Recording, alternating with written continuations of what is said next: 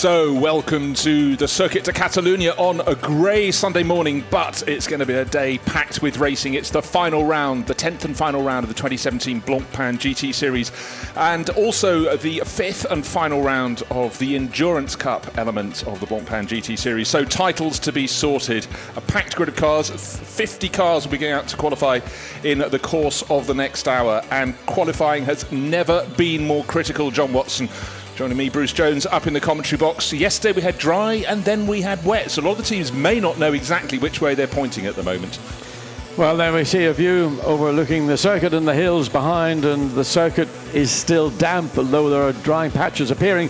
But whether it will end up with a single line, dry line around the racetrack, it's 18.5 Celsius, ambient 17.7 track temperature. But look at that humidity though, 83%. Yes, the humidity is high. What we need is a strong wind blowing in conjunction with all 51 cars going out on track. And as we speak, they're already beginning to make their way down the pit lane. Right, here are the overall standings. So Lamborghini racers, Mirko Bortolotti and Christian Engelhardt sitting on a tidy lead, 22 points, only 25 points up for grabs. So they need an 8th place finish or higher. But in a packed field, that is not guaranteed. Vincent Abril, the outsider chance. He was the sprint champion in 2015, but an outside shot at the title. He'll be giving it all along with his Bentley teammates, Maxime Soulet and Andy Soucek, desperate for a win on home ground. And then, of course, in the Endurance Cup standing, it's the same pairs reversed, as you'll see in a moment. Just look at the names, these fantastic names, way down the order, outside the top 10. Really just emphasises the strength in depth and the depth in strength of the drivers in the Blancpain GT Series. So conditions wet a lot. Well, not wet, but damp at the moment. It's been there was rain, more rain overnight. In the Endurance Cup element, it is much, much closer. And this time it's the Bentley boys in the number 8 crew. Soucek, Soulet and Abril on top, but only by that 8-point buffer ahead of the GRT Grasser Lamborghini racers. Andrea Caldarelli in the mix in this one, along with Bortolotti and Engelhardt. Then the SMP Racing Ferrari trio tucked behind in 3rd place, but they cannot take a tilt at the title. They're just too far down. But so far in the Endurance Cup, we've had started the season with 2 wins for Lamborghini, then that win at Paul Ricard for Bentley, and then the Santalok Audi in the Spa 24 Hours. But the circuit here, plenty to provide a challenge to the drivers, John. Yes, 4.6 kilometres, 16 corners. There is elevation change. The high point up at turn 9, one of the high points, if you like, of the racetrack from a driver's perspective. Never quite flat out. In qualifying, dry conditions, brand new set of tyres. Well, you might try and sneak through there, but generally you end up scrubbing too much speed off. And then the run down the long main straight, the principal feature, it does drop away from you to come down into turn 1 and 2.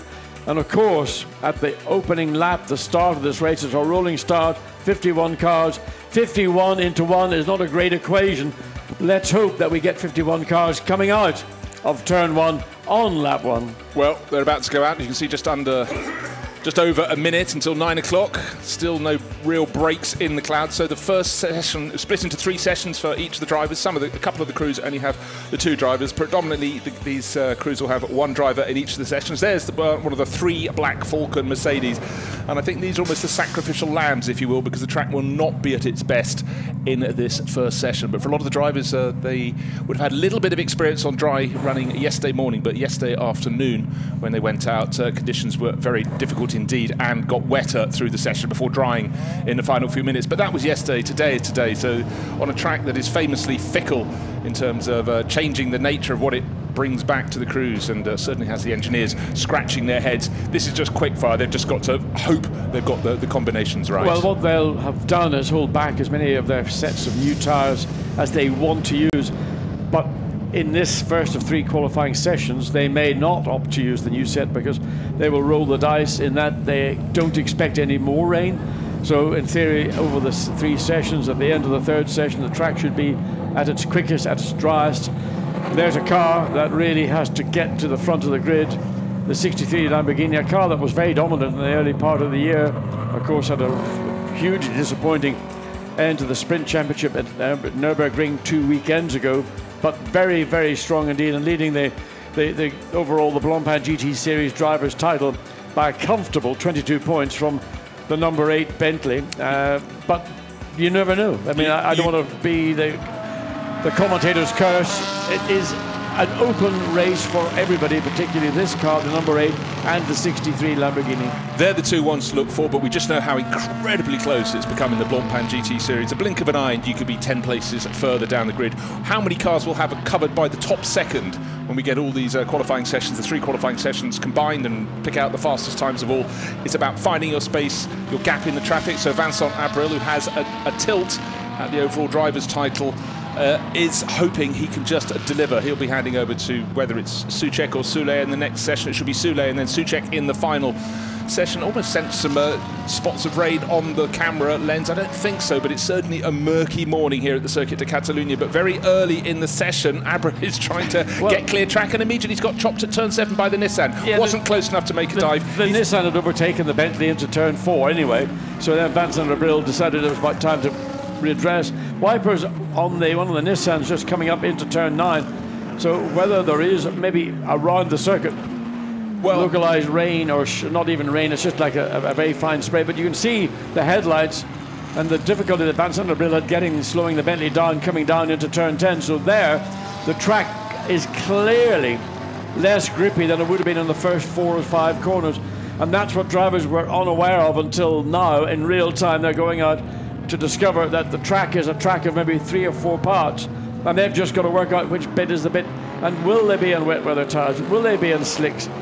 That looks tricky, because you can see already the tire marks being left on the damp tarmac, and the number 4 Black Vulcan Mercedes runs very wide into turn 13. Now, one thing I'm just noticing, the number 7 Bentley's running behind the 8. It's almost as if he's trying to buy it a bit of space. Oh, and it gets the tail out as he comes out of the final corner.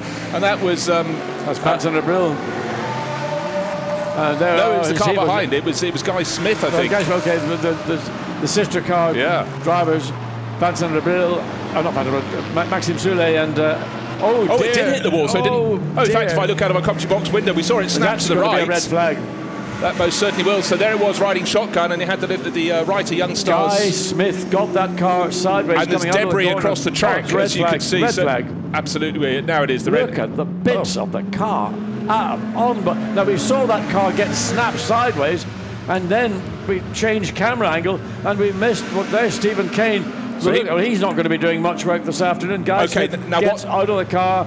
Well, good to see Guy climbing out. So what the team's got to do now is just totally focus on the number 8 car. Their 7 car is out of the equation. That's someone who's spun in the background. Probably Lamborghini's got missed the pit lane entrance. Yeah, missed the pit lane entrance. Is one of the Barwell cars, the 78 Lamborghini. But we just saw that tail come out, and it just absolutely emphasised, maybe touch the curves, that famous element of where the moisture is held. Absolutely. I mean, I assume, I don't know, Leo Machitsky in the Barwell Lamborghini, but he's going to have to do something. Maybe I would just sit there for the meantime.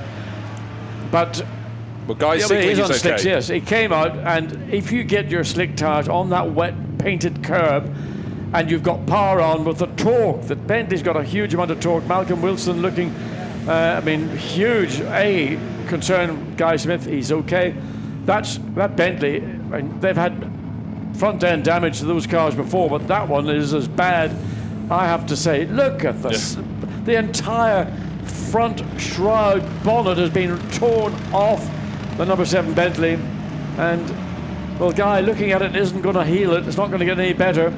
And the rear of the car had a slap on the barriers as well. There's the bonnet of the number 7 Bentley being carried, and you can see behind he's impacted, then spun round, the 2 points of impact, and then it's come to a halt here. So a lot of debris. That's the main. Well, the main concern is Guy is fine.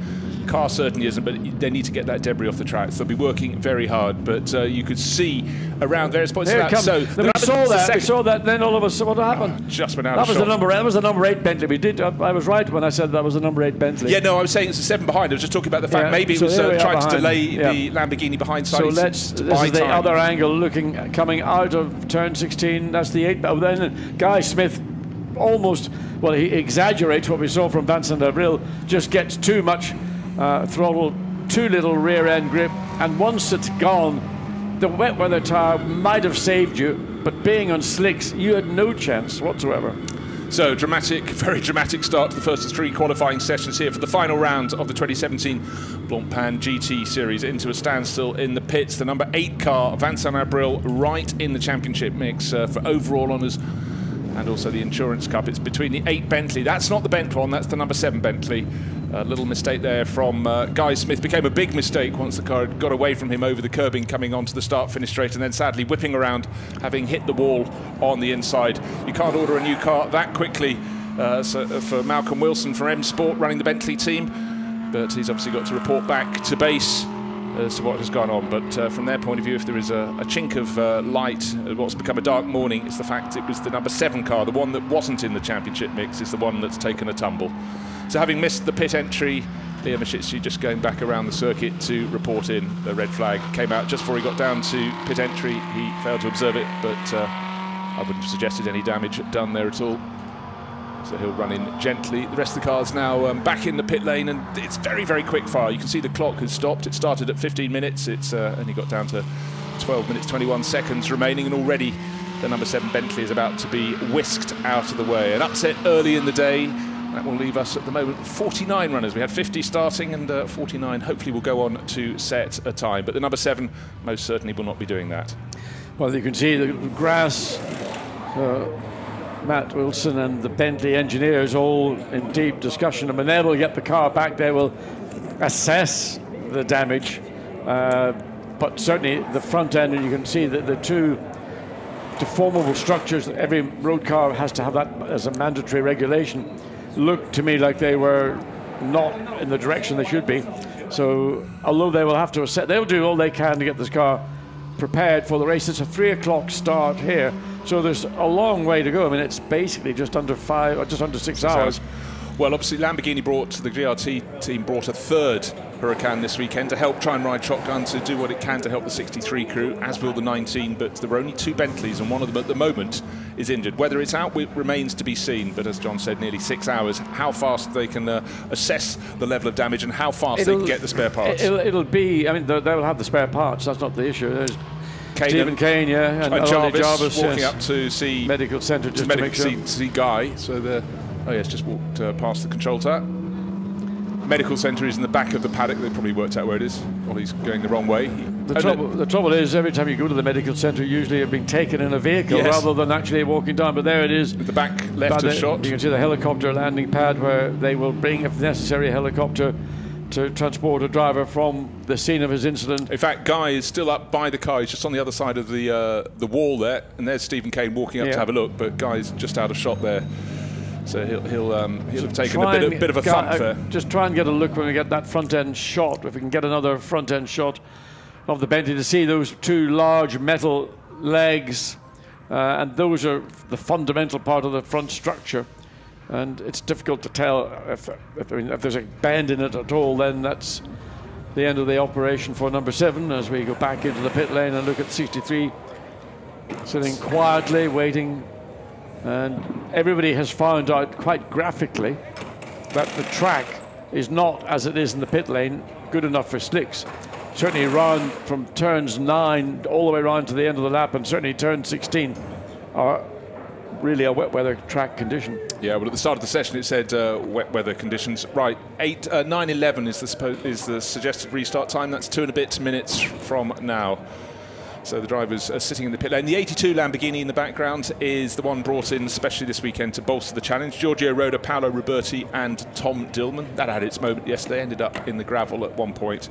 And the regular 19 crew is here. Ezekiel Perez Compact, but with new teammates, Fred Vervish and Renger van der Zande as GRT mix. Now, not everybody's going on slick tyres. We think we just spotted wet tyres, did we not, on the 63 Lamborghini? Yeah, and I think that I'm not sure what tyre they might have been on when they started the session, but certainly they've decided to go on the treaded wet weather tyre because it is just so treacherous. It's very much as it was yesterday afternoon for the second practice session, the pre-qualifying session, and people were able to much more easily transfer from this what would have been a wet tyre on sort of damp track to a wet tyre and a wet track.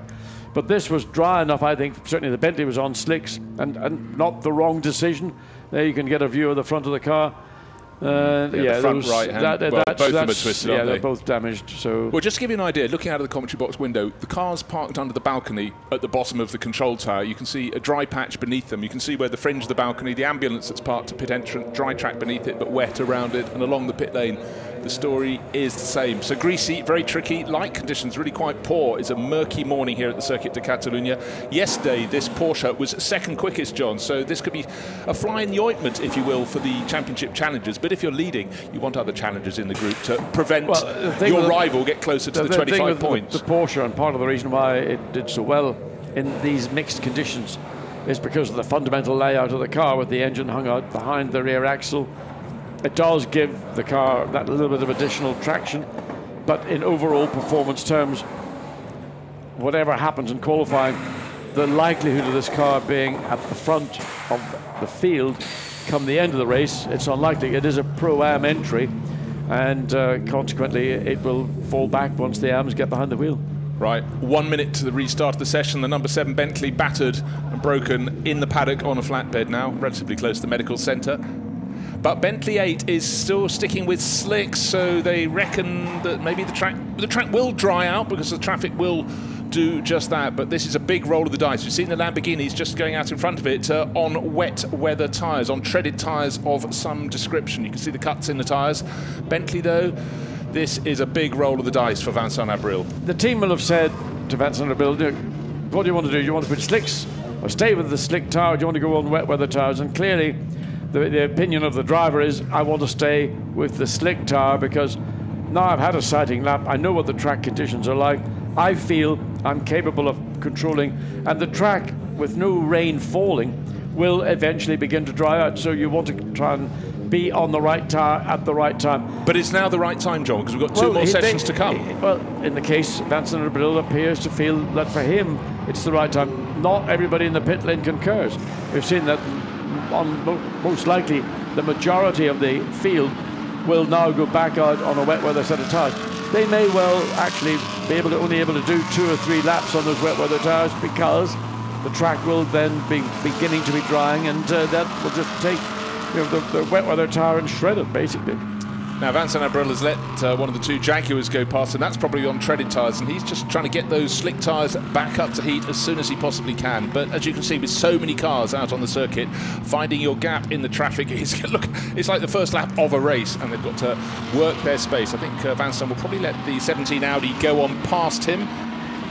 Or will he? But anyhow, he's got to just make himself the space where he's not going to be interfered with. What's interesting is that most of the cars are having their wipers operating, so there must be that fine misty spray. And look, 17, and the Audi just runs into turn 5, overruns the corner almost, well, just about. And is that rain? It is that sort of very, very fine mist. But it's just the high points in the circuit. On the opening lap of qualifying, I sensed at the corner they've just gone through, there was a little bit, you can see the wipers going there, there was a little bit of mist in the air, a little bit of drizzle. So these are going to be very, very testing, knife-edge circumstances for Vincent Abril on the 8 Bentley. He's taking a big role. Let's wait and see. He may want to revisit his decision to stay on slicks because all the wipers are going. Everybody has got their wipers going. Now, they're not doing that because it's pretty. They're doing it because clearly there must be that very fine misty rain that we had on Saturday for the session in the afternoon. And I would not be surprised if Vincent Abril says, look, guys, it's not getting better, and I'm going to come in. You can see 23 Alex Buncombe going round the outside. There we are. Well, I didn't see that from the commentary booth, but you know, you can't beat a bit of experience, Bruce.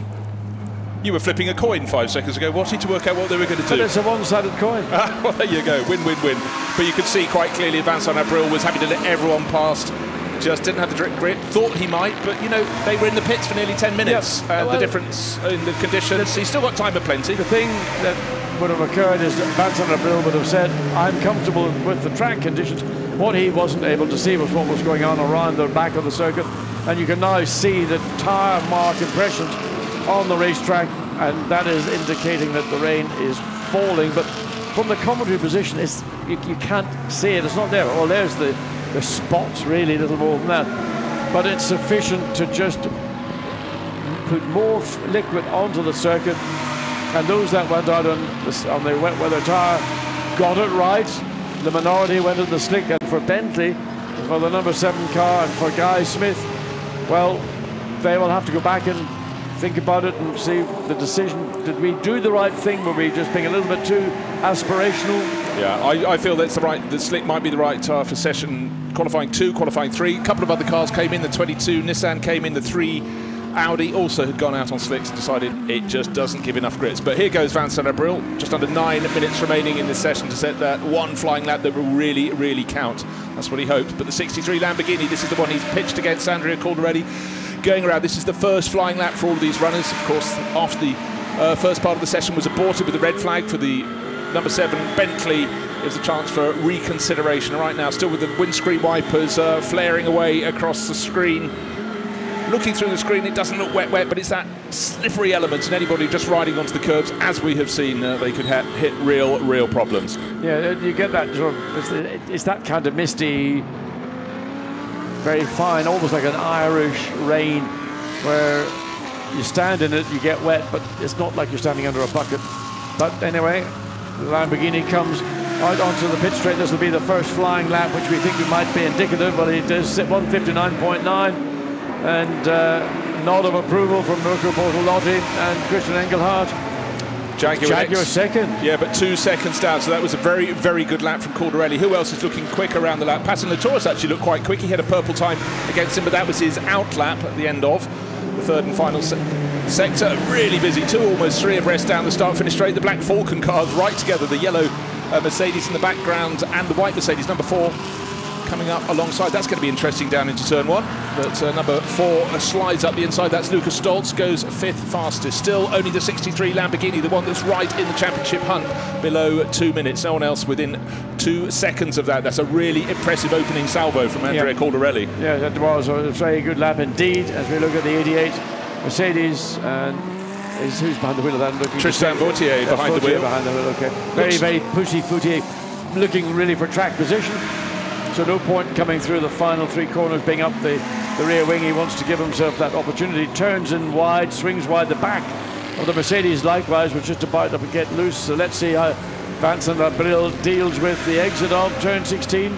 Much more stable, the back end of the car hunkering down. Frank Stippler has now gone second quickest in the Audi, but still 2 seconds slower. I just can't overestimate how good that lap was from Caldarelli. So we had a raised eyebrow, but not a blink from Mirko Bortolotti, but hands on head for Sule and Soucek in the Bentley garage, waiting to see what their man could do, Vincent Abril. Of course, they can make up any errors. Well, but there you go. Just overruns into turn 1, and that's, you know, everything has changed within the Bentley team. They've lost 1 car. Most likely they'll not be able to get it ready for the race.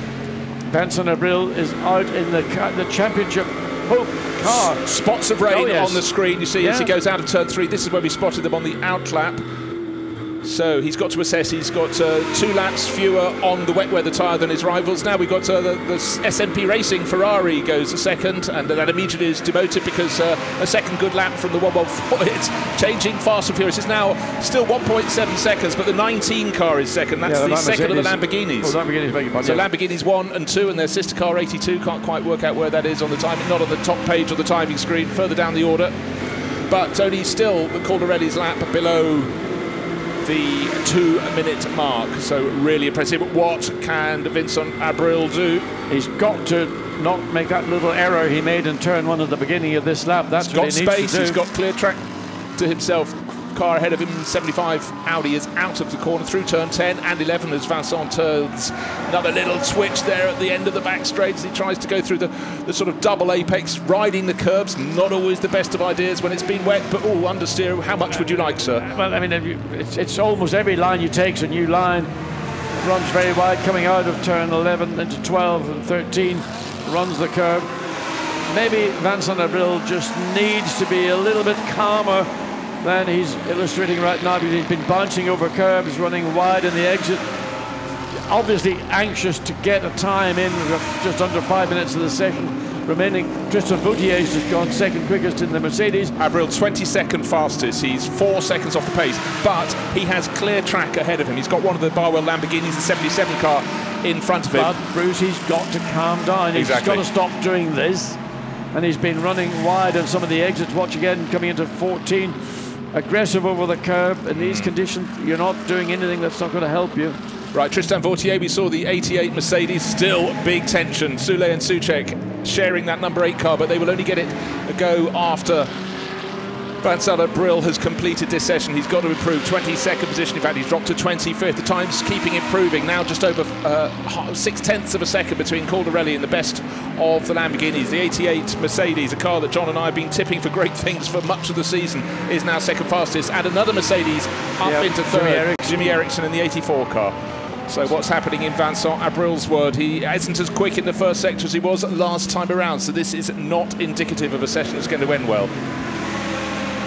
Caldarelli, another lap banged in the 1 minute 59. Still only he and Tristan Vautier have managed to get below 2 minutes. More drops of rain on the cameras. Michael Meadows in the number 90 Mercedes now third quickest. 3 Mercedes in the top 4. 3 seconds behind the lead Lamborghini.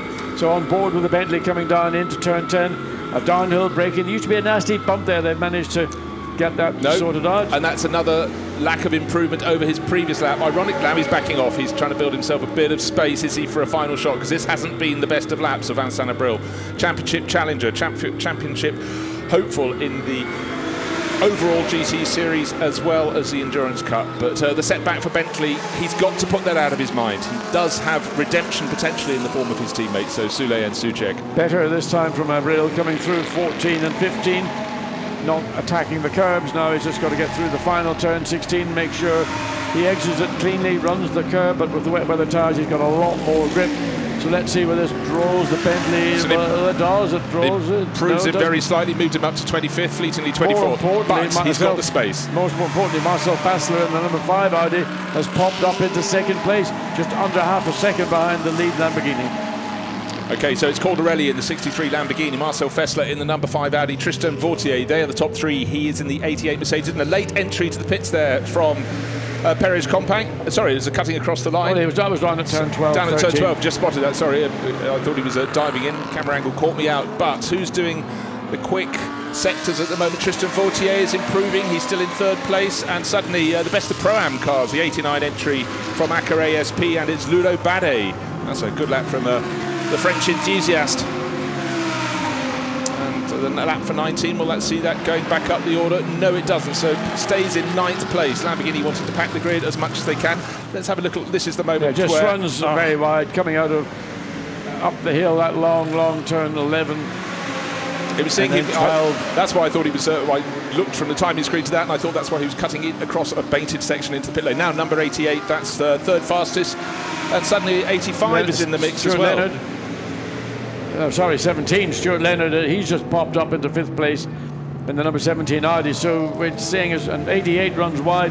Again, it seems to be that the particular part of the racetrack being the slipperiest. It's turn 12 as you go up the crest of the hill. At 11, 12. We saw Abril sliding wide. Another. How is Vincent Abril doing on this lap? No improve. Well, he improved last time around, but he's only 27th, 28. He's really struggling. Car that's flying is Marcel Fassler's number 5 Audi, second fastest, and is heading for an improvement. He's 4/10, nearly half a second down, in fact, on Andrea Caldarelli's time in the 63 Lamborghini. Will it be improved upon? Tristan Vautier, no, with that slip, he stays in third position. Here comes the number 5 Audi, almost catching the back of one of the Ferraris. How much of an improvement will it be? He goes top, 1 minute 58.101, 9/10 of a second clear. What a lap from the man who was eating breakfast.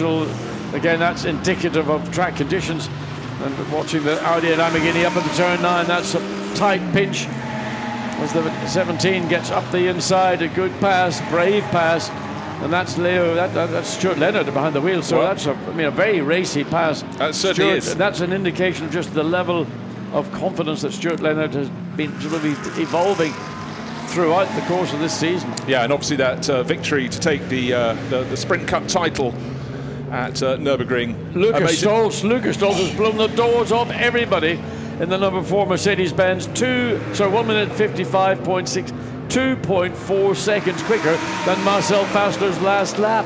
And he didn't even do his best first sector in that. So suddenly Black Falcon Mercedes, it's the white one with the blue flashes up the side, goes top. Is anybody able to stop that? The checkered flag is out at the end of this session. Still a host of cars to do that. Stolz is one who can go around for another lap, and he continues to improve. Marcel Fassler is continuing to improve. There is that checkered flag being waved. So where is that number 8 Bentley at the end of this session? He's in 29th, but he's still on a lap. He hasn't completed that, but he isn't making any improvements, so it hasn't been the dream session. But there are 2 more shots for that car. with Maxime Soulet and then Andy Soucek. The number 5 Audi continues on its way. More improvements around the lap he's got to complete. He's done the first 2 sectors. He's green in both of those, so those are his best sectors there. One of the Ferraris starting wide in front. That's the 53 Spirit of Race car. Will that interrupt his form before he gets down to the end of the lap? You certainly feel it's going to compromise him. Oh, cruel, cruel luck. He won't be able to get past before the chicane. He might have a look. Well, he's been allowed up the inside. The 53 car keeps out of the way, but that has cost him a little bit of time. Yeah, I mean, he was very, very clear that he was going to come through.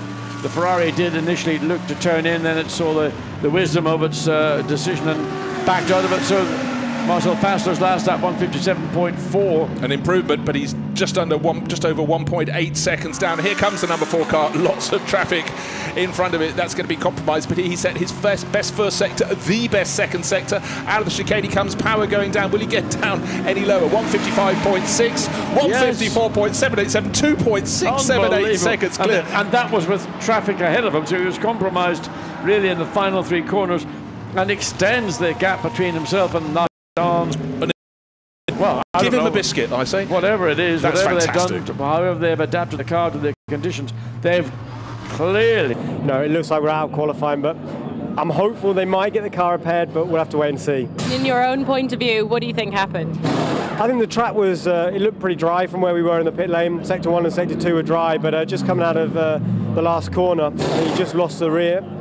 It turned the car and put him straight in the pit wall. These things happen very quick in a race car, so got caught out and very unlucky. You know, no blame apportioned to Guy. It happened to all of us, so I feel really sorry for him. He's obviously not feeling great at the moment, but we put an arm around him and, he'll bounce back quick. So that's obviously why you went out on slicks, because you thought it was dry, is that correct? Yeah, well, our weather forecast said the chance of rain was, the risk of rain was increasing. So with the track not being too bad, we wanted to go out, make sure we were on slicks at the start, and we were on track, at the right point on slicks. But it seems like Sector 3 was maybe a little bit too wet early on. The rain also intensified at the start, so certainly didn't help. Disappointing, thank you. Thank you very much. Always good to hear from Ollie Jarvis, trying to be as upbeat as he possibly can. But let's take a look at that phenomenal performance from Lucas Stolz on, well, we have to call it provisional pole. We have 2 sessions to go by 2.6 seconds. Marcel Fessler, a series of good laps. Right at the end, great driving there from Stuart Leonard. Showed he wanted to make his way through. Benoit Trellier in the number 2 Audi also putting it in, but really the star in the early part of the show was Andrea Caldarelli, who laid down that marker for the Lamborghini team in the 63 car that is right there in the championship battle. Pro-Am honours were taken in 10th place overall, Luco Bardet, and in the AM class it was one of the new faces in the championship this weekend, Edward Lewis Browner in the 777 HB Racing Lamborghini, who was at the top of the charts for that. But right, so as we heard from Ollie Jarvis, the conditions were dampish around a third of the lap at the start, then the rain came down during the stoppage, and the cars, we can look out of our window, John, and we can see the dry lines, but this is the driest part of the circuit, the start-finish straight. I mean, when you listen to what Ollie Jarvis was saying, I understand the logic, the rationale of why they put their 2 cars out on slick tyres, because their weather indicated that the session, whatever it was at the point they were starting, was going to deteriorate, which is what it did do. So they thought smartly and wisely, let's get a lap in on the opening lap, or opening 2 laps before it does deteriorate to a wet weather tyre track. Unfortunately for Guy Smith, he got caught out. I suspect he might have run the curb with the left rear, spun it up, and then just the car would have rotated around that, and then it had nowhere to go but bang the nose of the car on the inside of the circuit into virtually where the pit crews are standing, a little bit further back from the exit of the corner. But the damage is done to the car. It's hard to see how that could be repaired. If they have the parts, then they will go at it. There's no question about it. Well, the car's sitting in Parc Fermé, covered by its official car cover, but the clock is already counting down to the next session. But there, the number 4 black Falcon car, we think it looks absolutely fantastic, and its livery celebrating 50 years of AMG. But that was an absolutely astonishingly good performance from Lucas Stolz, the 32-year-old German who's been around a while, but that really was putting his name on the top of the time charts in prodigious style. But that car is now being handed over to the second driver in its cycle, and the second driver due out in that is absolutely nobody's fool at all. It's Adam Christodoulou, who during the wet weather yesterday put in some very, very handy laps. Yes, I mean, and we've seen the Mercedes in general being really, really top of the class. Well, we talked about Lucas Stolz. He was absolutely mega down the lap. Let's hear from him. Luca, absolute mega lap.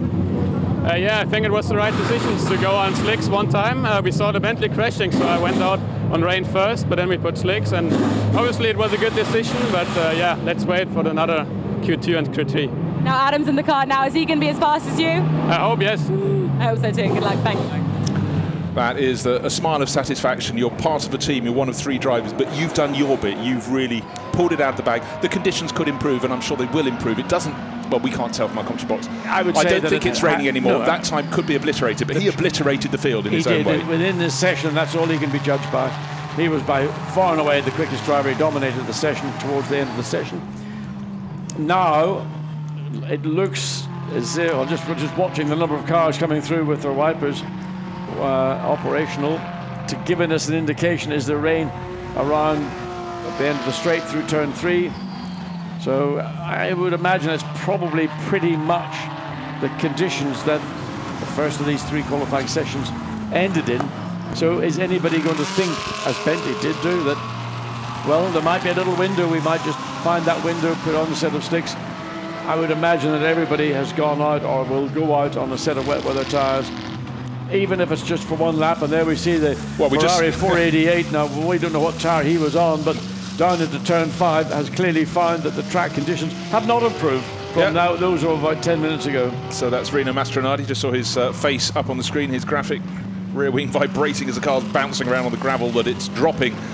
And no one else will thank him for bringing that back onto the circuit. But the good thing is the car keeps on going. So the Rinaldi Racing car in the AM class, that's its AM entry, being sorted out. So what sort of tyres are going on? It's on the other side of that 98 BMW, the HTP Motorsport Mercedes. Can we get a glimpse of the front tyre? They look like slicks to me. It looks like a slick tyre. It does look like, if it looks like a slick tyre, it is a slick tyre.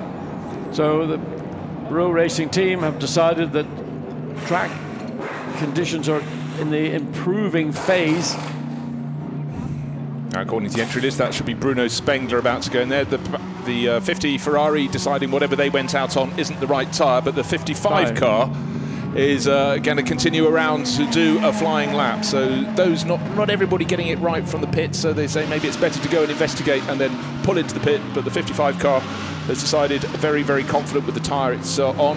Tyres it's on, that's Marco Ciocci. Down to turn 1 he goes to start his flying lap.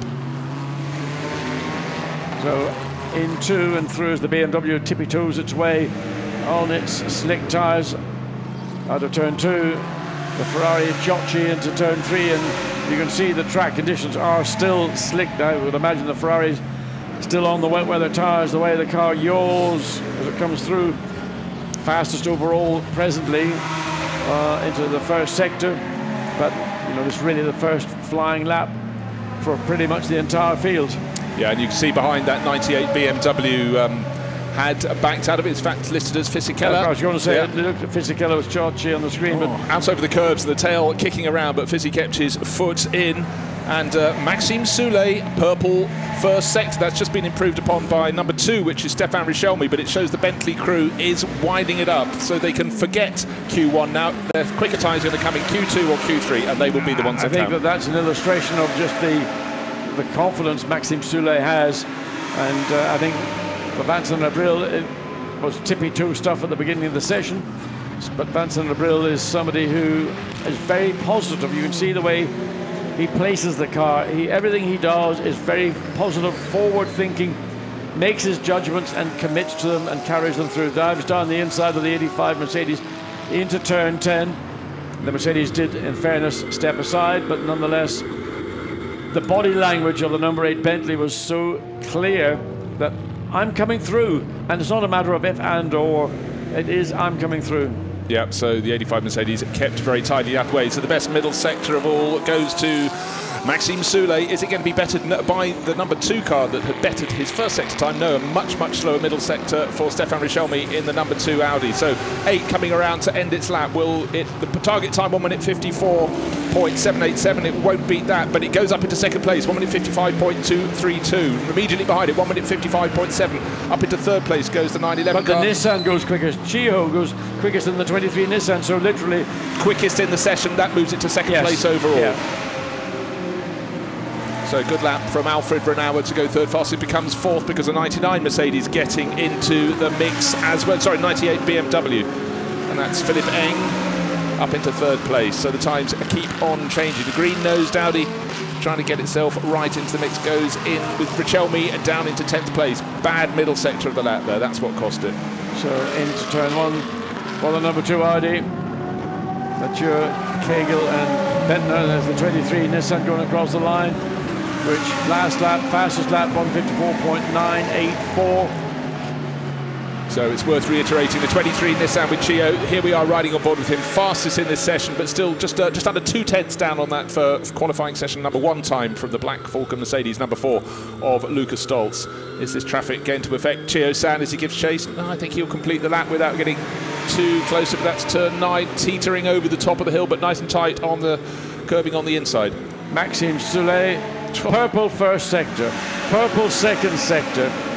So it looks like the number 8 Bentley is about to eclipse the time of this car. 154.9 was the lap time of the Nissan. The lap time of the number 8 Bentley, we're waiting for it to come across start-finish line, but indicative of what it's done on sectors 1 and sectors 2. There is the number 8 Bentley, Maxime Soulet, hopping, skipping and jumping through turn 14. Quickly back to the right of turn 15.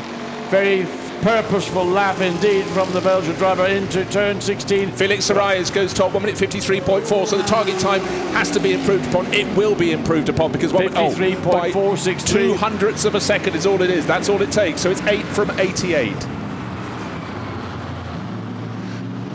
So it's Maxime Soulet at top of the time charts in Q2. That puts him now top overall, ahead of Felix Sarayes. They've all improved upon. Now Lucas Stoltz's time from session 1 has dropped him down to 7th, and he's having to wait for his teammates to see what they can do. But it just shows how fast this track is drying out. Well, it is drying up basically by the corner, and that's what we're essentially seeing as cars go out and down at turn 10, somebody running wide, couldn't quite pick up what that was, something in red, but too far away to identify it. Okay, where's 63 we've been talking about? It is there. Here it is. Going relative, well, it's very seems slow. Incredibly slow as he comes down the hill. Track position. Yeah, coming down to the chicane. It's all but stopped. He's got all that traffic ahead of him. He doesn't. He's stopped the McLaren behind him as well, in effect. So just this is the melee you get when you get a group of cars together and you want to go out and try and put in a time. And that is that Christian Engelhardt, or I'm assuming it's Engelhardt. Yeah, it is. There's Bortolotti looking along with Andrea Caldarelli in the 63 garage. So whereas in the first session, the 8 Bentley, its arch rival, excuse me, was in all sorts of trouble, the 63 car, we're riding on board it now, has got to make the space in the traffic. Christian Engelhardt, lower of the 2 names there at the front of the car. The target time, 1 minute 53.4. A lot of work on the steering wheel coming out of turn 2, having to balance the car on the steering, and again looking on the exit of turn 3, just running wide out to the exit of the corner. Up to 4th gear, back down to 3rd, down to 2nd.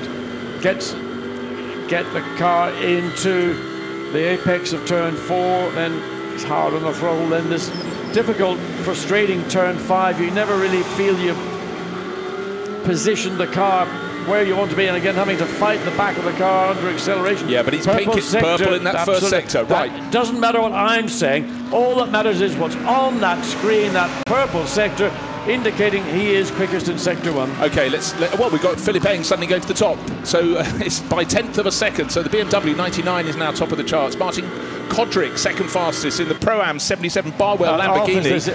Oh, well, that's the 17 Audi off at the side of the circuit, but a green middle sector. This is very good indeed, very promising for the 63 Lamborghini through turn 10, through turn 11. This was a greasiest part of the circuit. Turn 12, will he run wide on the exit? No. Nice and tidy. I think the first sector, this first session time, we saw so many cars going wide. He's got enough of a gap not to be interrupted for the end. More importantly, he's got a clear run to the end of this lap. Needs to do a run at 52, John, because suddenly we've got the 19 Lamborghini, his sister car, top of the charts. Fred Vervies. So this is going to be eclipsed by the 63 car, we think. So 63 and 19 go to the top of the 152.337 by, what, 6/10 of a second? Very, very close behind. Now, what can the 8 Bentley do at the moment? Suddenly, Maxime Soulet, who'd gone to the top of the charts, is down in 7th place overall. And in the overall reckoning, that is also the same, because all the Q1 times have now been dispatched. There was one of the Audis, I think it was a Santalot car, off the circuit. And Fred Vervisch is starting to wind it up on his next flying lap in that 19 Grasser Lamborghini. Maybe he fancies being the faster of the two cars in the garage. I'm not sure they like that very much, but if he can keep all others behind, this is exactly what the Grasser crew can do. How about the 88 Mercedes? Felix Sarai is 9th fastest at the moment. Improvements in the first sector and the second sector. Target time 1 minute 52.3. What's he going to manage? Well, he goes up into 4th place, so that's in the mix as well. And suddenly the Porsche goes top. Alfred Renauer laying one down over his brother Robert Renauer. And Fabian Schiller goes up into 2nd place. The HTP Motorsport Mercedes looking very good at the top. Quarter of a second between them. It's impossible to keep up because every corner, every lap, the lead cars, the quick group of cars are just going quicker and quicker. Okay, John. The 19. But he's out on the track. That's the 19 car. But into the pits with 4 and a bit minutes remaining comes the number 8 Bentley. Maxime Soulet dropped to 12th place. Now 13 as the times keep on changing at the top. Let's just refresh it at the moment, and it will change. The 911 Porsche's top, then the 85 Mercedes, and the number 2 the Lazarus, 27 Lazarus car off 5. the circuit at turn 5. Car 16 has been off and back at the first corner. 19 is that fighting back. It's tumbled right down to 8th place, but Fred Vervisch, good start to that. Up to third. Up to third. So it's Porsche from Mercedes, from Lamborghini, from Audi, just how we like it in this championship. Change of tyres. A set of slicks coming off the Bentley. Are they going to put on something? I can't imagine putting on another set of used slicks. Let's see what the 63 Lamborghini does. Well, the pair coming on. Fisichella and the Ferrari goes quickest. 151.849. Porsche second. Mercedes third. Lamborghini 4th, Audi 5th, Lamborghini 6th. Sticker tyres, brand new slicks going on that number 8 Bentley. They're going to have to hurry to get it out in time to complete its out lap. And the day is brightening here at the Circuit de Catalunya. The competition could not be tighter. Suddenly up into 2nd place goes the number 82 Lamborghini. They've all had a go at the top end of the field, and that is Paolo Roberti. So GRT team have 3 challenges. This is exactly what they wanted. Engelhardt in the 63 car is 8th at the moment, but looking very good out around the circuit.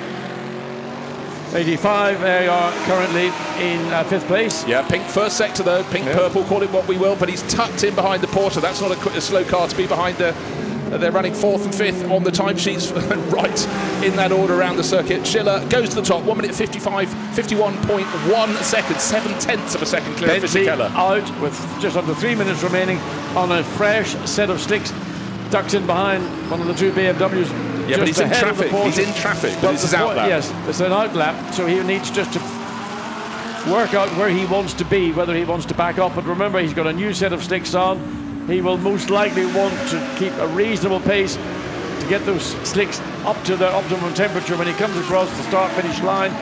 He probably will only get that 1 flying lap on that new set of slicks. Well, Paolo Roberti's really pushing on in that the 82 Lamborghini. Clear track ahead of him. He's got the ISR Audi tucked in behind. That's also quick too. It was 10th. It's just dropped to 11th as I looked at the windscreen. But the 82 car Vervisch goes quickest again.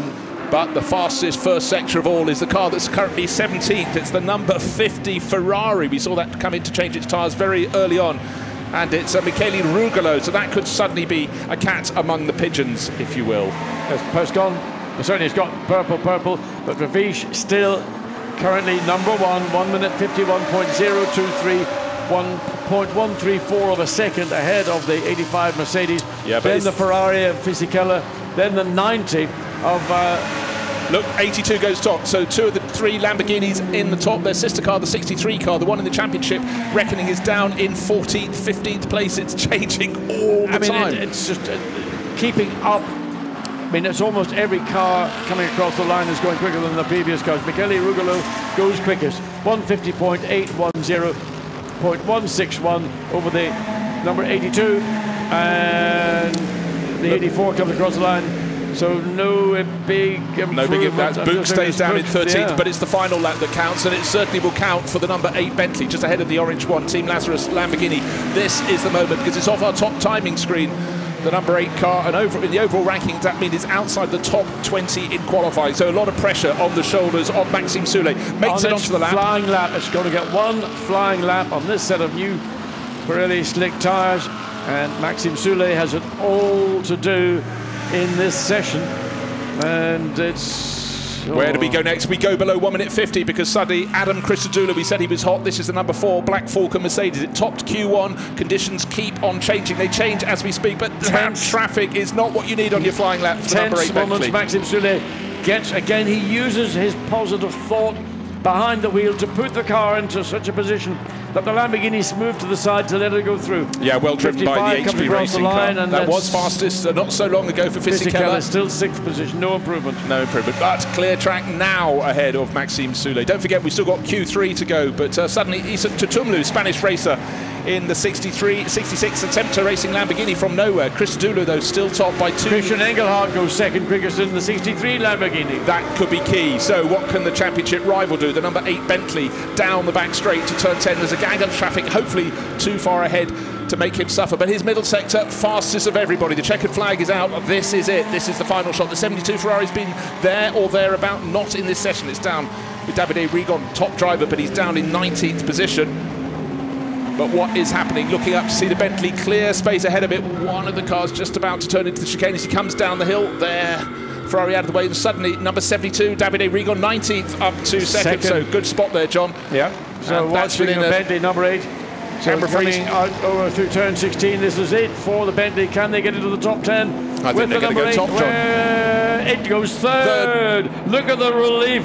Vincent Abril. Well, he was holding his breath for the best part of 1 minute and 50.178 seconds. No wonder he's bluing out at the end of that lap. Hold on, John. Will it be top, or there are still cars to come round in this session? But that was really under pressure from Maxime Soulet. And he's importantly ahead of the 63, the rival. But 63 is still on a lap.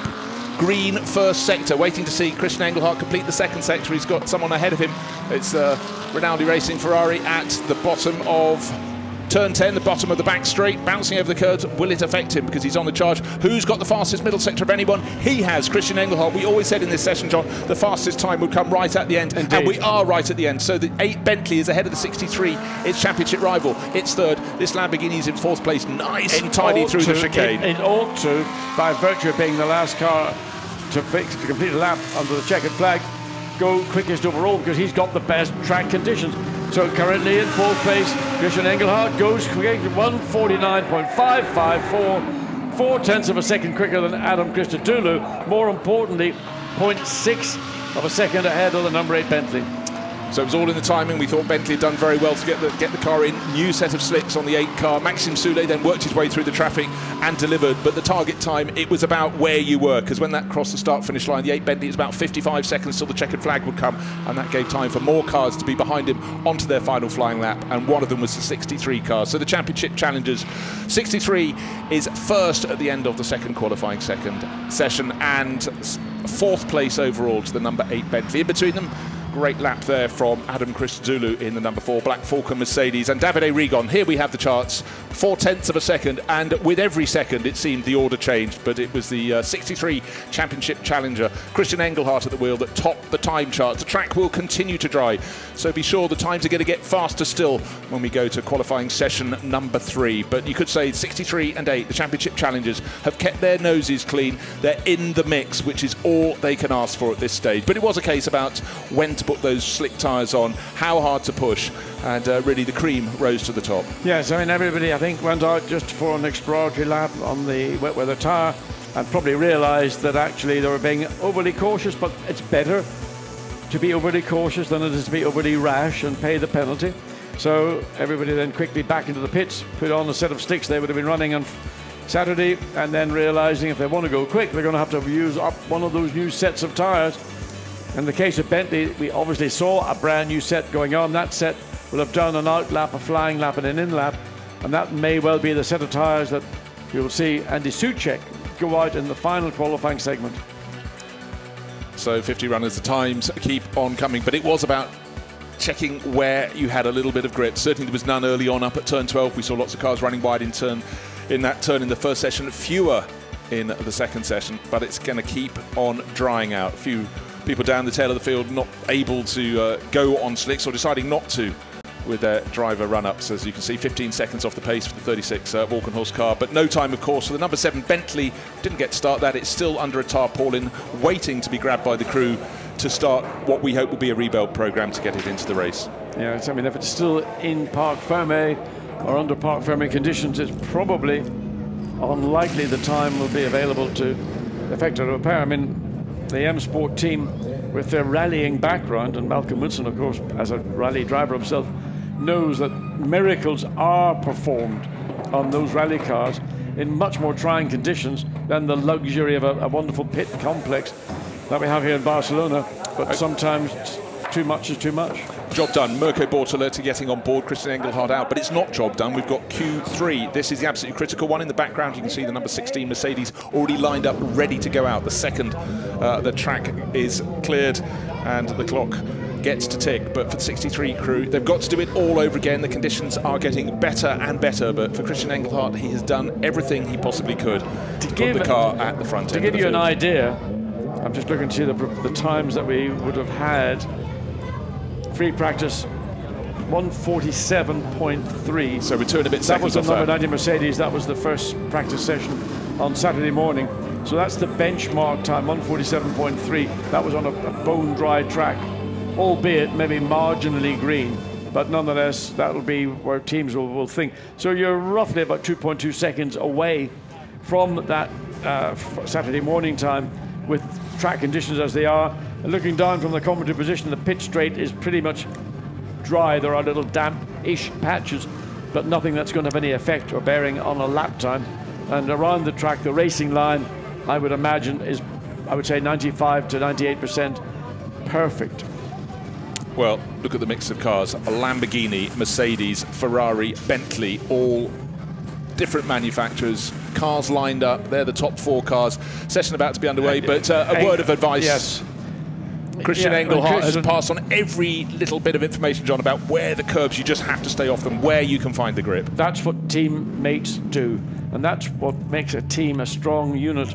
Is you've got your personal aspirations, in a lot of cases it's ego, but to work together and share that information and think about what's important. And what is important for the 63 car is the overall Blancpain GT Series Drivers' title, which they're leading by 22 points. John, let's go down. Hold on, let me finish. Over the Bentley of Vincent Abril. Okay, Christian Engelhardt down in the pits with Dakota. Sorry. Christian, that was absolutely amazing, lad. The suspense is honestly killing me here. What were you saying to Mirko in the car? Yeah, when I got out now, I tried to give him a short feedback what the track's like. It's really not easy. This morning was pretty wet. Everybody thought we could have go out on slicks already, but it was too wet. We had to use wets first. Then now was a crossover point to slicks. Every lap was quicker. In the end, the track was the driest, so I nailed that last lap, which was important for now. But if it doesn't start to rain, I think we will go a lot quicker in Q3. You absolutely nailed it. Thanks. John, you could just sense there from Christian Engelhardt, he's sort of pleased, but he knows it's a moving target, but you can just feel that sort of physical relief, can't you? The emotional release. He's really, really had to concentrate, and now he can relax that tiny bit. Look, they're the guys that are leading the GT Series title. They've got 22-point advantage over the number 8 Bentley. They are currently in the pound seat. He has done what he was required to do. All 2 of the drivers, there's 3 of them altogether in that 63 Lamborghini, know that they need to start. They are still smarting from the difficulties that they faced because of the red flags that occurred 2 weeks ago during the sprint event at Nürburgring. They lost out big time, and in effect they lost the chance to win that title. So they want to make sure that they're all in control. Everybody is doing their job, and Calderaldi and Engelhardt have done so. It's now in the hands of Mirko Bortolotti. This is the car that's going to challenge them. 22 points behind. They need something, the Bentley team needs something dire to happen to Lamborghini to have any chance of trying to overtake them and take that title. And obviously one of the beauties of the Blancpain GT Series, here we have a twin-turbo V8, a large car, the Bentley, challenging the V10 of the Lamborghini. Bruce, very different shapes. Don't forget that is the number 8 Bentley, that is the overall Blancpain Endurance Cup Drivers' title leader, but it's only by 8 points over the 63 Lamborghini.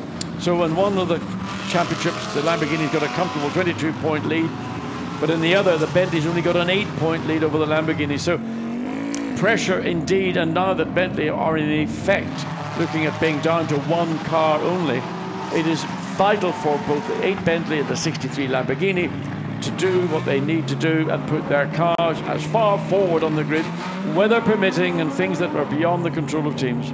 But just looking at the shot as the first of the cars came out of the pit lane, one of the big problems is the fact each of these cars has 48 other cars to contend with, 49 other cars to contend with. So many cars on track. The number 7 Bentley, mechanics are now just starting to wheel that away from Park Ferme. They've been having a look under the awning, so maybe they've already got their job list sorted out. and they'll be pushing that back down to get working on it as soon as they can. The 19 Lamborghini, this is the sister car to the 63 and the 82, but that, don't forget, was a real front runner at the Nürburgring last time out. So it's not a case of the GRT Grasser Racing Team only having one challenger, but as far as the title is concerned, that's what they have. Whether these are fresh tyres, new tyres going onto the 63 Lamborghini, they have taken off the set of tyres, and those look like that. Oh, they are new tyres. So Mirko Bortolotti looks like, no, they're not, they've been used. You can see that the rubber, there's a small amount of rubber build up. Now that'll be another set. So 12 minutes, just under the 13 minutes of the session to go.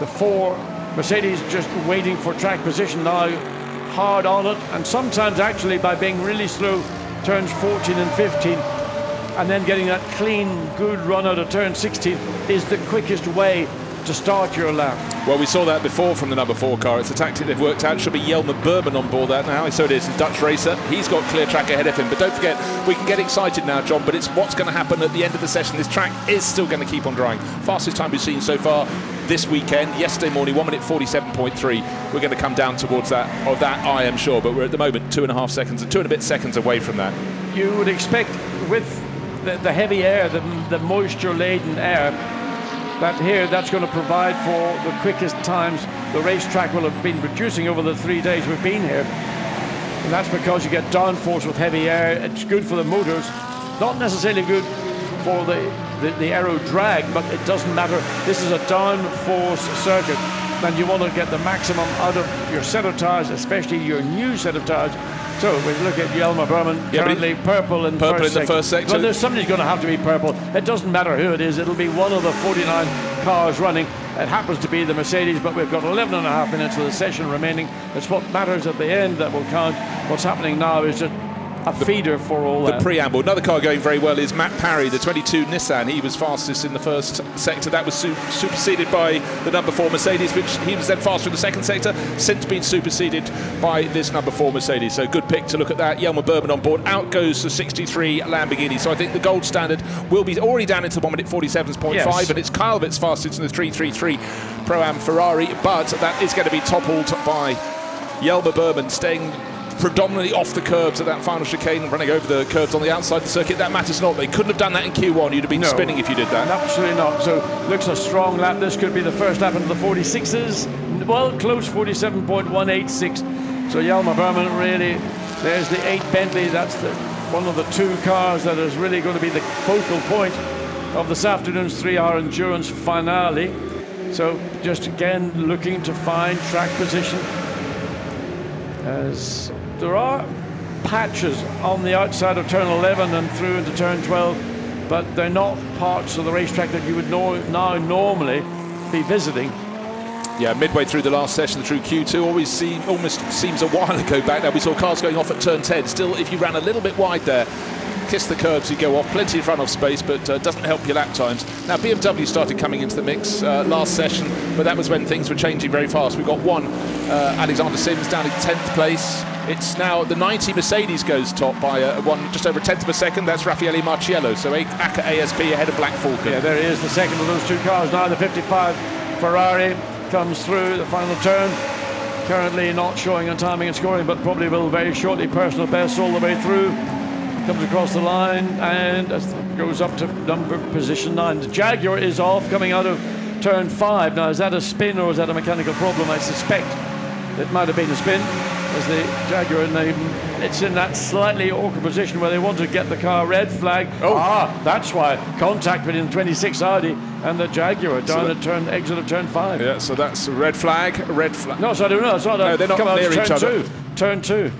Separate incidents, but all of his own for 26. Out comes the red flag. Now that's been the cause probably of running a curb in the 20 of the Audi. Well, let's have a look in the background behind the Bentley. Coming into turn 1. So already the back end had gone, probably because he got on a curb. Look, he's buried up to the axles. He's going nowhere. That's why the red flag had to be thrown, because otherwise that car would be in a dangerous position. Jaguar probably might have been a mechanical or an electronical issue, something to do with what we just saw. The Audi went off pretty quickly. It certainly did, having swapped ends coming out of turn 1 over the curbing, continues to swap ends. So there's the red flag. So the 63 car didn't get a time on the board, but overall... And that's Christopher Haase behind the wheel, well, which is most unusual. Most unusual. So with those sudden flurry of times, all the Q2 times have literally been obliterated. In fact, the top 20 all fastest and the fastest car in Q2. So that means the number 8 Bentley hasn't got a time in the top 20, and the championship rival, the 63 Lamborghini, no time in the top 20. We don't want them starting in the middle of the order, but they've still got 9.5 minutes remaining on the clock when we get going. It's getting brighter. If you were a betting man... No, I wasn't going to say a betting man. If I was running the Bentley team, now that everybody's got to come back into the pit lane, we've got 9.5 minutes effectively of the session remaining. So you'll lose the best part of, well, over 2 minutes on your out lap. That'll give you 7.5 minutes. I would have a brand new set of Pirelli sticker tires sitting beside the Bentley, and I'm sure that the 63 Lamborghini will be looking to do something similar, because while you want to keep as many new sets of tires as possible for the race, it, to me, is more important to be at the front of the grid at the start of the race than it is to worry about having a new set of tires if you're running in 35th place. I think, John, you joined the dots very, very well indeed. But unusual to see Christopher Haase, a driver of his experience. Don't forget, he was a winner in the Spa 24 Hours, the most recent round of the championship in terms of the Endurance Cup. The number 8 Bentley just being put into position, the crew keeping calm, taking a look, taking some readings from the car, but it's all changed at the top. So let's just refresh with this red flag after that sudden flurry of quick laps. On provisional pole, we have to say that, because we might have a rain shower when we get going in. I don't think we will. Is the 90 Mercedes, ASP 90, Raffaele Marciello. Mercedes, then the first of the Pro-Am cars, the Ferrari, then another Mercedes, then the Lamborghini. So they've got the Audi out of that. It was really buried. I mean, I don't know how much gravel. They did well to get it out that quickly, frankly. They got it very quickly. I don't know how much gravel there is in the Audi under the suspension. Sadly, it can get into a wheel, it can get trapped behind a brake caliper, it can do lots of things that once the car gets rolling again. So I don't know what they're proposing to do, whether they're trying to get Christopher Haase to turn the steering one way and he wants to go the other way. Yeah, he wants to get back on the track. Lack of communication. They wanted through the wall. Worth highlighting, good run there, 6th fastest at the moment for Matt Parry in the number 22 Nissan. Great to have another manufacturer up at the front end of the field, just ahead of another of the Ferraris, the 72 car. But it's the 90 Mercedes from ACA ASP, the Black Falcon number 4 Mercedes, and then Dominic Baumann in the best placed of the HDP Motorsport cars. His sister car, the 84 car, is 2 places further back in 5th place. But the 8 and 63, the 2 championship challengers alongside each other. It's almost as if it was arranged, so they can see what each other's garage is up to. The thing that makes it, if you want to call it nice, you know, that's all fun, girls and boys, isn't it?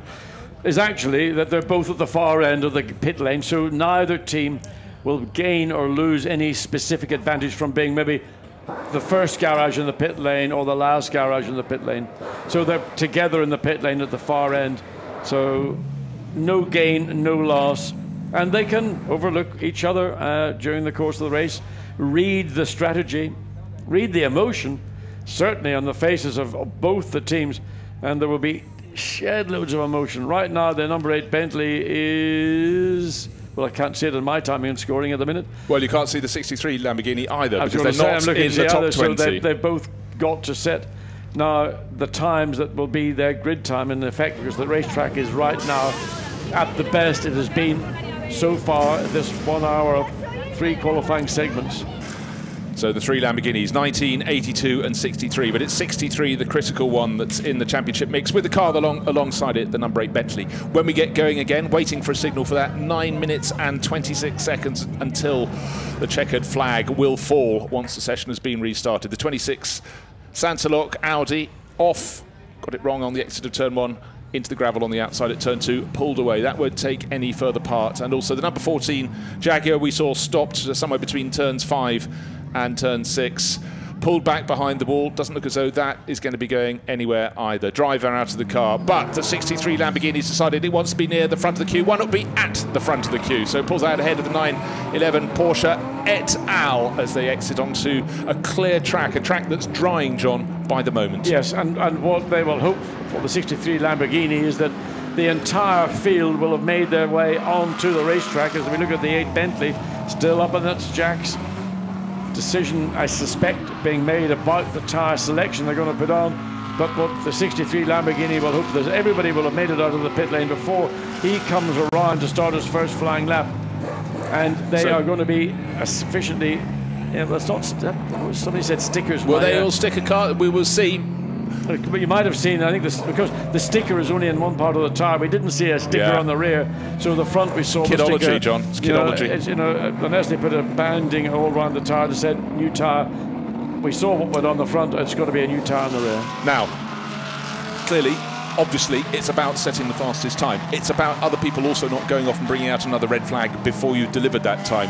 The 8 Bentley has taken more of a risk. It's waited a minute after the 63 Lamborghini. Its rival has gone out, but the 63 car did a very clever thing. By being near pit exit, they got out in front. They should not have traffic, but we've still got cars at a standstill in the pit lane. They could come out in front of it. Look, it's a roll of the dice. It's not an exact science. Nobody can predict precisely what's going to happen. You make your judgments, you live by your judgments, and the consequence is, let's look and see, there's a set of tyres now. Which are the stickers? Who's got the stickers? There's a stickery looking one on the right front. No. It's hard just to tell because they're coming out. They're not actually saying to the cameraman, look, we're putting on a sticker tyre. So there is 35th is the position. There's, you can see the number on the screen. So a lot of places need to be gained. There is time, don't worry, 7.5 minutes. It might go in the flash of an eye. The target time, 1 minute 47.034, set by Raffaele Marciello. The 63 Lamborghini, the first of the queue, just where it wanted to be. So for Mirko Bortolotti, this is his chance to start to atone for the qualifying problems they had in the sprint round last time out at the Nürburgring. Nobody ahead of him. Well, a couple of cars just on their outlaps. That could have a factor. It depends on how quickly he might catch up to the traffic. But you see, the Porsche running behind him actually was closing down coming into turn 1. So while he's got clear road ahead, he will also have the focus behind with the 911 Porsche. As the Lamborghini drivers, they're watching, they know that their man Mirko Bortolotti has got everything that it takes. But again, the Porsche is still there. It hasn't pulled away. Now, we have dismissed the Porsche as being a Pro-Am car with maybe one quick driver and the other two being the AMs, the gentleman drivers. So watch again, it didn't look particularly comfortable coming through turn 5. You almost sense that this is a sort of a precursor to a really quick lap. He's just starting to feed the speed in now. He may be, but you have to make every lap your best lap. You can't anticipate what I might do, or I'll wait until the next lap until I feel, because you may find yourself, well, there's traffic which he will be probably getting pretty close to as he comes down into turn 15 and 16. So that's the concern for Mirko Bortolotti. How quickly do I catch the cars ahead of me? Do I catch them in a part of the racetrack? No tension at all. Affect me. Well, there's a look on the Christian middle sector. There's a bit of a sort of nervous laugh from Christian Engelhardt. Well, they'd have been looking at the traffic. He and Andrea Cordarelli. There's the problem. There's the problem. He's backed out. How many times have I got to repeat myself? Everyone keeping out of his way, so very, very gentlemanly. They know it's a championship rival. That was good driving by those cars on their outlap, watching their mirrors, observing the marshals, the flag marshals around the corner. So it comes across the line, car 63 does. Won't go. He does go top, fastest of all by 0.8 of a second, as close as. So another exhalation from Andrea Cordarelli and Christian Engelhardt down in the Grasser garage. What is the Bentley doing? Don't forget, we saw number 35 on the screen. It's down to 37th position at the moment. Hasn't delivered a flying lap, and it's got traffic. And the Lamborghini's lap is actually a second quicker than we saw on Friday. But as Robin Friens has gone quickest overall on a 146.019. So the 17 Audi, as the Bentley gets it all wrong, coming out of turn 8 up the hill into turn 9. That's confusion for those that are around it. But where did that time come from Robin Friens? Well, impact on the back of that BMW in the background. The Walkenhorst cars obviously had a little bit of a rotation. No lights for the number 911 Porsche. That's being warned. Dries van Voor up into 4th place on the number 5 up Audi. to 3rd. So the Still times looking to see where the number 8 Bentley is going to be. Is it going to be in the top 20? It needs desperately desperately to get up into the top 20. Needs to be in the top 10. No, it needs to be in the top 6. You're right, John. Wholly right. At the moment, it's Robin Freach. Don't forget that car, the 17 Audi, won the sprint title. Now trying to make space for himself down the hill into the chicane. Not looking so much at the 90 car. That's very well placed. Raffaele Marciello, 5th fastest overall. The fastest car, 0-1 on the windscreen, 17 on the door. Robin Freach, a driver who just seems to be able to deliver where and when he wants. He's got a bit of traffic up ahead, but he's setting his fastest lap to try and get below 1:46. They got a momentary glimpse of the Bentley just coming through turn 15. So 1-3, just under 4 minutes of the session remaining. And suddenly Johnny Adam gets the Aston Martin. He has the fastest Pro-Am, fastest first sector of anyone, 7th fastest. So that Aston Martin from Oman Racing Team. 84 Mercedes. Frank Pereira up onto the second row of the grid in 4th place alongside the sister 88 car, the ACA ASP car. Gugnon, 87, into 6th place, the fastest Pro-Am car, eclipsing the Aston Martin. And John, it's getting closer and closer and closer, but we still don't know where the 8 Bentley is going to be at the end of this flying lap. Is it going to have to wait for the next one? Robin Freach top from the 63 Bortolotti Lamborghini. Don't forget that's the one in the championship battle with the 8 Bentley, but that's on the provisional front row at the moment. The Bentley is nowhere. Last time we saw it was 37th on the time charts. Got to complete the next lap. Andy Soucek, I mean, if he doesn't know this circuit, he'll never know any racetrack. But again, it's just simply about, has he found the right bit of a racetrack? He's got a clear lap as the number 4 Black Vulcan Mercedes swoops through Jelmer Berman. He had been very quick early in the session, currently down in 10th position. This lap is going to see an improvement from the... He is Dutchman, isn't he? He's a Dutchman. Jelmer, yeah. I just had a little cameo role. We had Thomas Enger in the Reiter Lamborghini Gallardo into the top 20, so great performance from him, but he's just been knocked down the screens. The time keep on changing. The number 4 Mercedes in the mix with Jelmer Berman, getting a little bit of traffic. Says he's 6th on the screen, but it's 10th on the timing screens because times are changing that fast. Robin Freach still fastest, 1:46.019 seconds. It's up to 10th place. There's Thomas Enger in the 24 Lamborghini, the oldest car in the field, if you will, the Gallardo. Still waiting for the Bentley. Where is Andy Soucek? Behind the wheel just of the number 8 Bentley. The start-finish line onto a flyer. You'll see him just coming under the gantry there, down the slope. He's got clear track ahead of him. He likes the drama. But just over 2 minutes to go. He's still outside the top 20. Yeah, but he's made his space in the traffic, John. I'm trying to be positive here. So let's watch him around the lap. Will he be interrupted? Getting a nice flow through the opening sequence of corners. 27th fastest at the moment. That would be an absolute disaster for the championship challenger if he doesn't improve on that. I think he will, but how fast is the 16 Mercedes? Well, he's got the 90 Mercedes behind him. That was currently the quickest car down to 8th fastest. So how quickly does this situation, this grid change? It is literally by the car coming across start finish line into turn 5, the difficult off camber, hard to get the nose in, then just let the car run through the curve of turn 6, flashing the lights and traffic ahead to say, look, this get is a serious out of my one. way, I'm on a flying lap. This is a battle ultimately for the championship, and we need to consolidate our position. Yeah, it's probably Marvin Kirchhofer in the Mercedes up ahead of him, the Black Falcon car. He's closing in. He's got so much traffic. 2 of the Black Falcon cars, and unfortunately the yellow one is not the quickest one. So Scott Hecker needs to get out of the way. Down to 28th position. Stoic indeed in the pits. But look on the face of Maxime Soulet. One more lap after this. So is he going to back off, sacrifice this lap, and try and make space for himself? Can't afford to. He's got to keep on it. He must keep on it, even though he's going to catch up to those cars ahead of him, because he doesn't know what might happen on the last lap. So he's got to maximise what he can do on the lap he is on.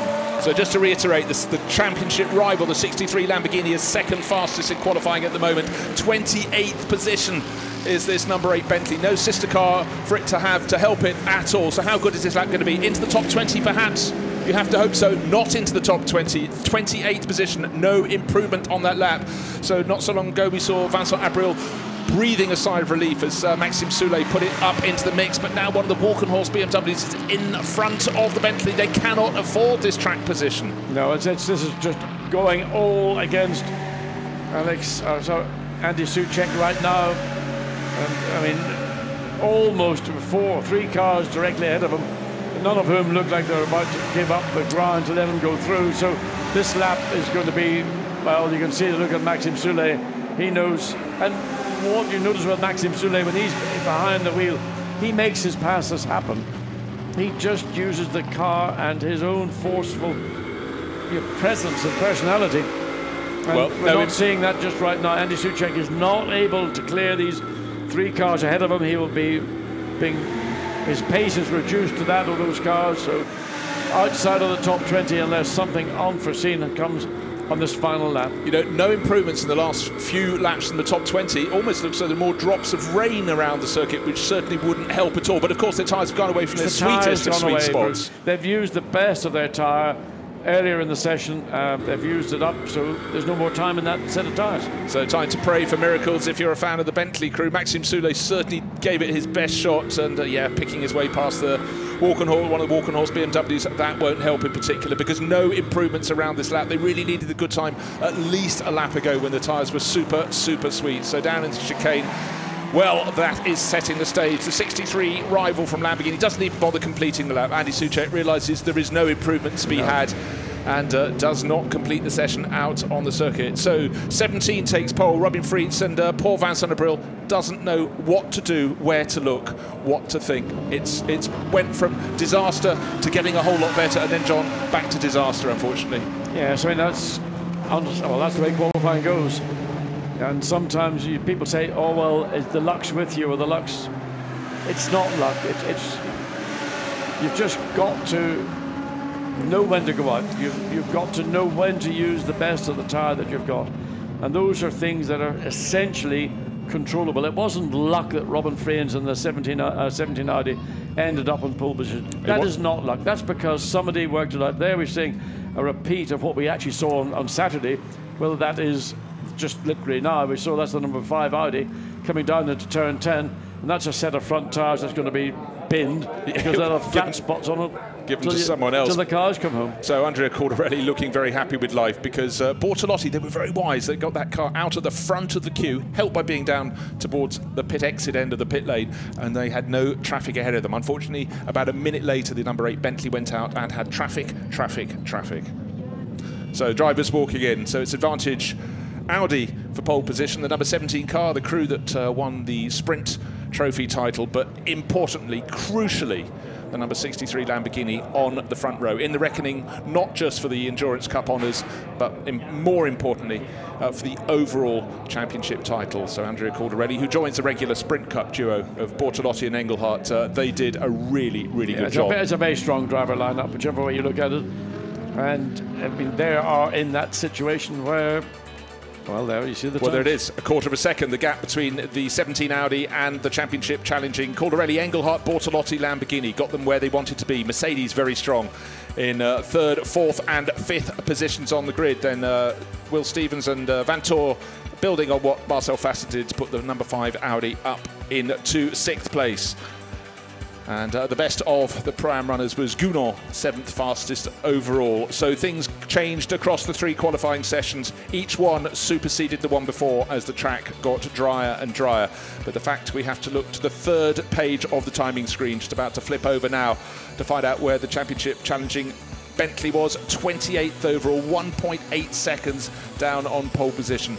Just didn't get the lap time in when the track conditions started drying and kept on drying. 2 red flags across the 3 qualifying sessions, which certainly interrupted the procedure, but if anything, it just added to the drama and the excitement of the show. But very much advantage to the 63 Grasser Racing Team Lamborghini. It did what it needed to do. It qualified on the front row. Didn't take pole position, but that would be a great advantage anyhow. But the fact is that its rival is back on the outside of row 14, puts the ball very much in the Lamborghini camp. It was stop-start, it was exciting.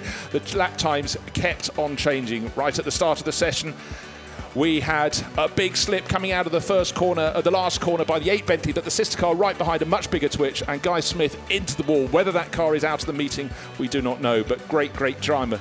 But the first session, right at the end, on slick tyres, Lucas Stoltz stock it, put it in and went to the top of the time charts. Session number 2, Maxime Soulet went out and put the 8 Bentley to the top of the charts, but the 63 Lamborghini kept on fighting back. Caldarelli and Engelhardt and Bortolotti very happy with Engelhardt's lap, and then it went away there from the Bentley crew. The pressure kept on going one way then the other. Advantage back to the Lamborghini camp, and it was all in the lap of Andy Soucek. What could he do? He went out in that final session after the car that he was fighting against, the 63 Lamborghini, and when push came to shove, another red flag because Christopher Haas went round in the Santalok Audi.